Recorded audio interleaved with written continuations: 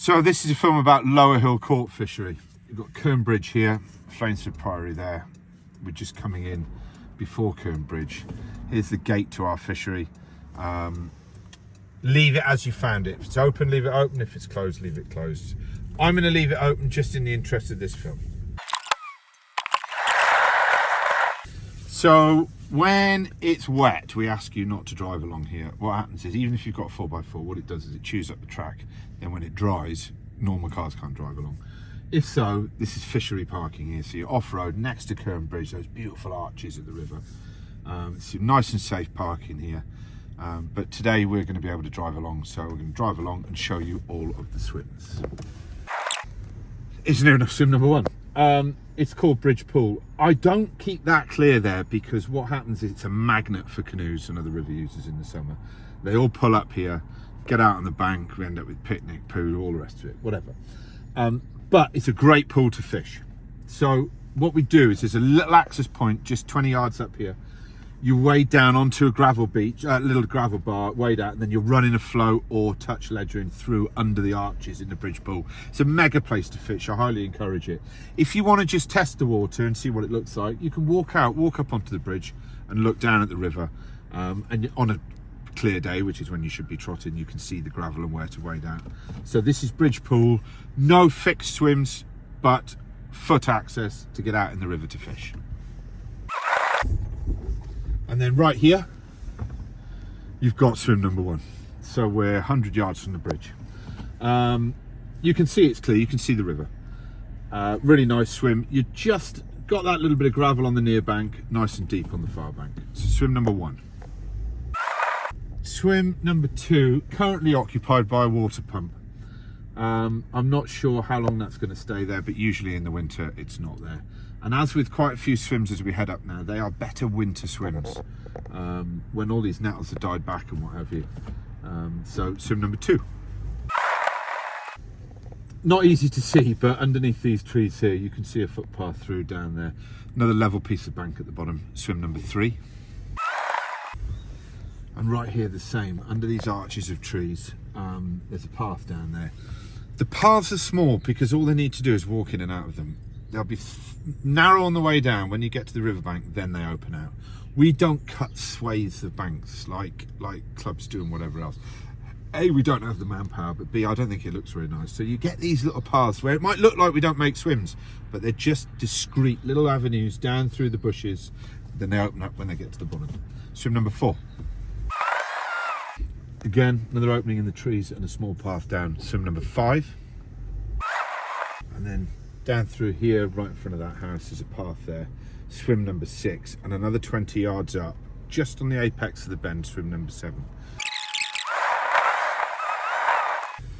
So swim number eight. And then what you have here is, at the midsection of Lower Hill Court is a beach section, which we allow only 2 anglers on and 4 on the rest of the fishery. From the run down from the beach, so that's, the beach is about 300 yards above here, down to here. These are high water swims. What happens is that the river sort of bottlenecks there and it's very fast. When you get high water, it gets so fast the fish push downstream and they end up occupying these swims through here. So these are floodwater swims. But they are excellent swims in their own right, and you'd be grateful that we've got them here when you turn up and the river's 10 foot in flood. So with that in mind, this is swim number 8. Swim number 9.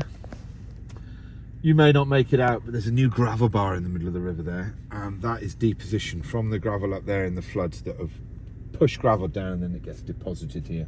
In the spring you can watch barbels spawning over those gravels. It's a great place to fish when the river's up. Swim number 8. Swim number 9. Whilst the beach section is restricted to 2, this is actually an extension of the beach now, a bit like that deposition further down. There's a big deposit here. If you can get yourself down there and get out on that gravel, that is not part of the main beach, but that's a gravel beach you can fish. You might just be able to make out, if you zoom in slightly, you can see how you've got the gravel bank, then you've got sort of browny coloured water. You can still see the bottom and then it goes black.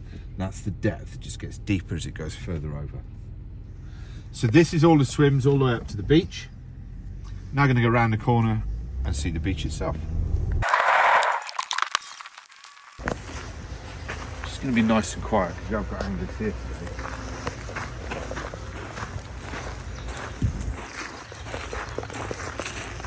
As you can see, just a cracking piece of water in there. One of our anglers down there looks like he's running a float through. I'm going to go and have a word and then we'll pick this back up.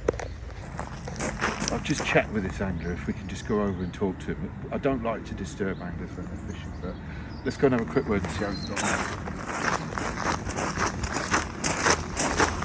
Thanks for letting us hop over for a minute. I'm Adam, I run the fishing. Yes, I am. You alright?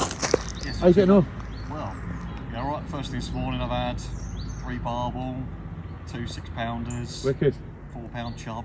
Great. He's just slayed up. Is there 2 of you here or are you just on your own? There is no, there's no. Stuart's further down. Brilliant. He looks like he's been catching a few fish now as well, so. Great yeah, stuff. That's really well, good. that's brilliant. Look, I'm going to leave you in peace. Just thought I'd come down and check on you. Problem. And this is a superb bit of fishing. Just It's great, isn't it? We're We're pretty lucky.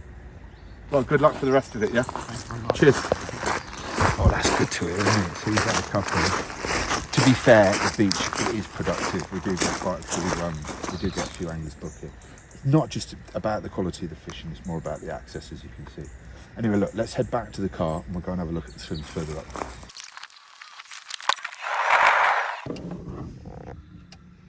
So, from that beach up, there's a section of about 150 yards that I leave overgrown again, just to give a bit of a buffer zone between what is the beach for 2 anglers and what is the rest.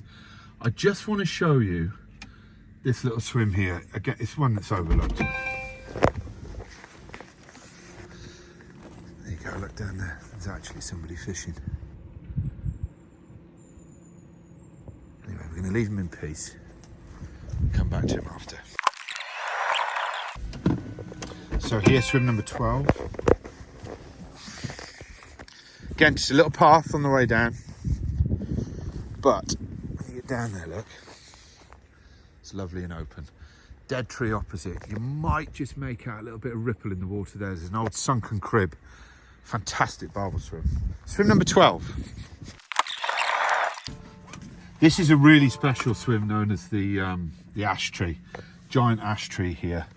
Down the bank there, you've got some rocks and what have you. It's a really nice, easy, accessible swim. One of Chris Yates' favourites. Swim number 13. Swim number 14. Yes, it's a steep bank, but down there are those rocks at the bottom. This, it's a cracking little run. There's a fallen willow just downstream there. Beautiful swim. Swim number 14. Swim number 15 right here, and then what you've got here, 15, 16, 17, is good high water swims again. We're a long way off the water. No matter what infrastructure I put in, we'll never make these really fishable in low water. It's fine because what it means, it gets a rest most of the summer. A lot of chub up here. So yeah, 15. Got another overhanging ash here. Where the roots are exposed, there's steps down to the bottom there. Swim number 16. Right here, a very overlooked swim. Just down there, you might be able to make out in between. There, you can just see the rocks on the bottom. Another pile of boulders, probably used like a salmon crib or a salmon croy back in the day. A super piece of river. Then, before we get to swim number 18, which is just through those trees, down a bank, that there is about 2 inches deep, halfway out across the river. You can see the changes in the flow out there. Foam line, the choppiness, that's the depth, that's the gutter and the channel, which is about halfway. All this close in, slack and very shallow. So you guessed it, it's a wade out and fish swim. Swim number 18. All this fast water through here.